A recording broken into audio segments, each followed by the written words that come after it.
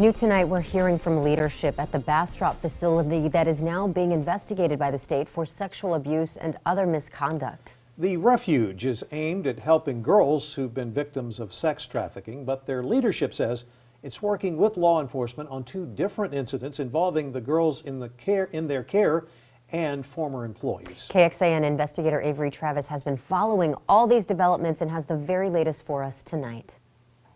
Well, just hours ago, we learned the state put an emergency suspension on operations at this facility, and that could last till April. We know the Texas Rangers are now investigating, but so far, only one employee has been arrested, they say. The Refuge says 4 have been fired.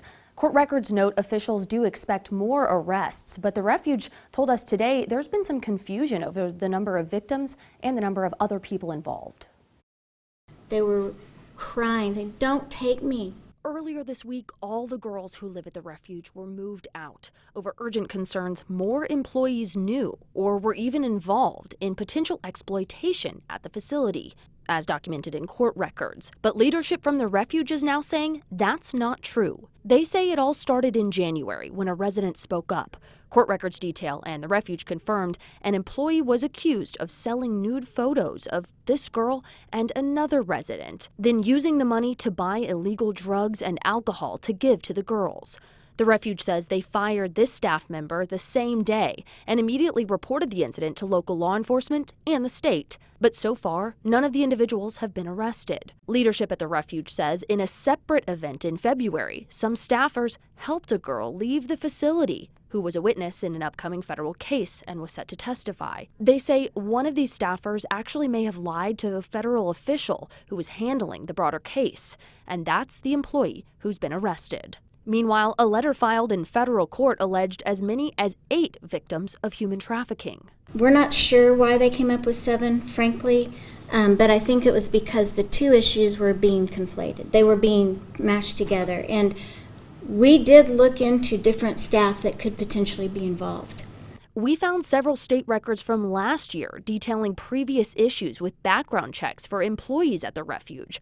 The Refuge couldn't answer our questions about those records, but said they actually go above and beyond what state and federal requirements are for background checks and training. Just last month, they say they increased what's required. Even in a place like the Refuge that is safe and secure, that can infiltrate with evil intent.